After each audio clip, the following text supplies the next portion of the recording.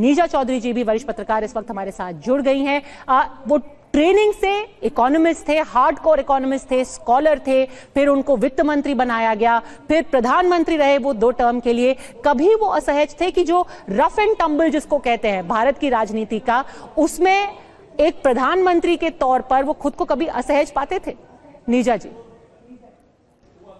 आप ये सही कह रहे हैं कि, और प्रधानमंत्री ने बिल्कुल सही कहा है, आज के देश दुखी है।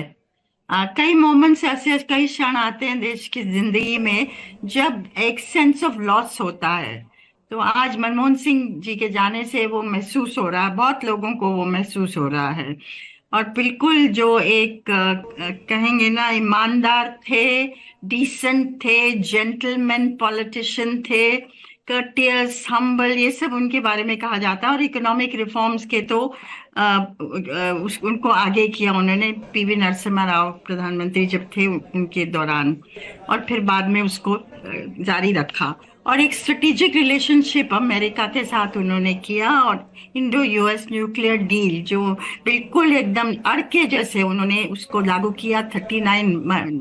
तकरीबन 40 महीने के लगा उस चीज को। जॉर्ज बुश उस समय प्रेसिडेंट थे अमेरिका के, उनके साथ मिलके, और ऑपोजिशन था लेफ्ट का, सरकार लेफ्ट के ऊपर निर्भर थी, फिर भी उन्होंने ऑल्टरनेटिव समाजवादी पार्टी के समर्थन के साथ ऑल्टरनेटिव नंबर्स खड़े कर दिए, और उनकी सरकार भी सरवाइव की, और डील भी जो थी वो लागू हुई। तो मनमोहन सिंह जी को बहुत चीजों के लिए जाना जाएगा। First minority prime minister of India, और first and only minority prime minister of India, Sikh community के। और मैं मानती हूँ एक क्या हिंदी शब्द होगा मैं नहीं जानती, एक हमारी डेमोक्रेसी का एक टेस्टिमोनियल थे। क्योंकि किस हम्बल बिगिनिंग से शुरुआत करके और देश के प्रधानमंत्री बने। और वो कहते थे कि अगर गरीब स्टूडेंट्स के लिए स्कॉलरशिप स्कीम्स नहीं होती तो शायद वो नहीं कर पाते जो उन्होंने किया पढ़ाई में। तो देश उनको बहुत चीजों के लिए याद करेगा। नीजा जी, आपसे, विनोद जी से और कुमार विक्रांत से सबसे मैं बस ये जानना चाहती हूँ कि कई बार ये कहा जाता था कि जो उनका सेल्फ एफिशिएंट डिमीनर था, कि वो ज्यादा बोलते नहीं हैं, उसके नीचे वो बहुत स्ट्रॉन्ग विल्ड थे। और कई बार जो उनके ऊपर इल्जाम लगते थे कि वो सिर्फ एक किसी के इशारे पर सरकार चला रहे हैं, ऐसा नहीं था। कई सारे डिसीजंस उनके अपने होते थे, और वो कहते थे कि ये मैं करके रहूंगा चाहे जो हो जाए। क्या, कौन थे वो? उनका असली व्यक्तित्व किस तरीके का था? क्या वो सच में इतने शाय थे, या ये मतलब बाहर से लगता था लोगों को ऐसा, पर अंदर उनका दृढ़ निश्चय था? आप मेरे से पूछ रही हैं? जी नीजा जी। जी, हेलो, मैं आपसे वापस कनेक्शन करने की कोशिश करूंगी। कुमार विक्रांत, अगर आप बता सके कि किस तरीके से वो बैलेंस करते थे, क्योंकि बार बार जो राजनीतिक अटैक होता था यही होता था कि भाई जो असली कमांड सेंटर है वो तो कहीं और है, सारे कमांड्स उनको पीछे से मिल रहे हैं। किस तरीके से रिएक्ट करते थे डॉक्टर मनमोहन सिंह, और कैसे इस परसेप्शन को वो लेते थे? देखिए, अगर थोड़ा समय देंगे आप तो मैं 2-3 बातें बताऊं आपको कि जैसे मनमोहन सिंह से हम लोगों का रास्ता रहा 2004 से 14 के बीच में, तो बहुत ही सौम्य थे।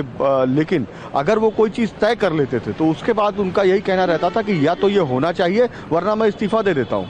न्यूक्लियर डील के मामले में उन्होंने यही कहा सोनिया गांधी से, कहा ये देश हित में है, भले ही लेफ्ट साथ दे ना दे, मुझे इस पर आगे बढ़ना है। उसके बाद कांग्रेस पार्टी ने, सोनिया गांधी ने तमाम कांग्रेस के वरिष्ठ नेताओं के विरोध के बावजूद डॉक्टर मनमोहन सिंह का साथ दिया और सरकार बचाई, लेफ्ट बाहर हो गया। तो मनमोहन सिंह ये जानते थे कि वो मास लीडर नहीं है, लेकिन उनका ये मानना था कि वो देश हित में जो कदम उठा सकते हैं प्रधानमंत्री के तौर पर, मेहनत करके, काम करके, अपने कामों के जरिए वो काम वो कर रहे हैं। जैसे मैं आपको बताऊं, जब भी कोई राजनीतिक भाषण होते थे, कांग्रेस की CWC की बैठक हो या किसी रैली में जाना हो या अधिवेशन हो, वहां मनमोहन सिंह अंग्रेजी में भाषण देते थे और सोनिया गांधी अमूमन हिंदी में भाषण देती थी।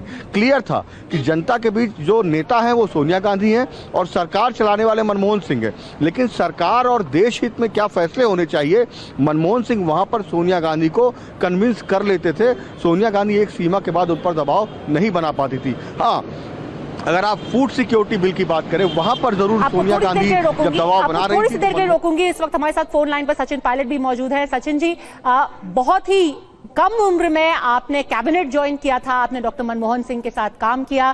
क्या आपके पहले फर्स्ट इंप्रेशंस और आपके लास्टिंग इंप्रेशंस क्या रहे हैं डॉक्टर मनमोहन सिंह के साथ? सबसे पहले मैं उनके स्वर्गवास होने पर अपनी सांत्वना देना चाहता हूं, उनके परिजनों को। और उनके जाने से एक काल का अंत हुआ है। डॉक्टर मनमोहन सिंह ने अपने जीवन में योगदान दिया देश की अर्थव्यवस्था को, और हमारी जो ग्रोथ हो रही है देश में आज, वो सब 1991 का फल है। और उनका जो योगदान रहा हमारे देश के शासन में, सरकार में, राजनीति में और इतिहास में, वो बहुत लंबे समय तक याद किया जाएगा। उनके साथ काम करने का मुझे मौका मिला जो प्रधानमंत्री थे, और उन्होंने हमेशा से संवाद को, चर्चाओं को बढ़ावा दिया, हम लोगों को काम करने का पूरा मौका दिया। और उनके नेतृत्व में बहुत से ऐसे काम हम लोग कर सके जो उनकी, ऐसा समझता हूँ, उनकी क्षमता, उनकी सोच, उनका विजन और उनकी लीडरशिप क्वालिटीज थी, जिस वजह से हम लोग सब मिलकर काम कर पाए और 10 साल तक लगातार प्रधानमंत्री रहे। और मुझे याद है उन्होंने कहा कि जब वो प्रधानमंत्री पद से हट गए थे, उन्होंने कहा था, उन्हें बहुत आरोप लगा रहे थे विपक्ष के लोग, उन्होंने कहा था कि जो हिस्ट्री है, जो इतिहास है, वो मुझे बहुत अलग नजर से देखेगा। और आज उनके जाने के बाद हम पूरी दुनिया, देश में जो इमोशनल सामने आ रहे हैं, मुझे देखकर लगता है कि उन्होंने बहुत कुछ इस देश को दिया। सचिन जी, जब आपने संसद और गवर्नमेंट में एंट्री की, एक इतने सीनियर जो इकोनॉमिस्ट रहे हैं, फाइनेंस मिनिस्टर रहे हैं, आप प्रधानमंत्री हैं, जब उनसे पहली बार आमना सामना हुआ, कुछ ऐसे शब्द या कोई ऐसी लर्निंग, कोई नसीहत उन्होंने आपको दी, क्योंकि आप इतने कम उम्र में पहली बार मंत्रिमंडल में कदम रख रहे थे? उन्होंने कभी ऐसा एहसास होने नहीं दिया। और जब मैं उनका मंत्री था, तो वो बिल्कुल एक कुलीग की तरह बात करते थे, और नाम लेके पूछते थे, बात करते थे, सजेशंस मांगते थे। और मेरे डिपार्टमेंट के बाहर भी कभी कुछ अगर उनको लगता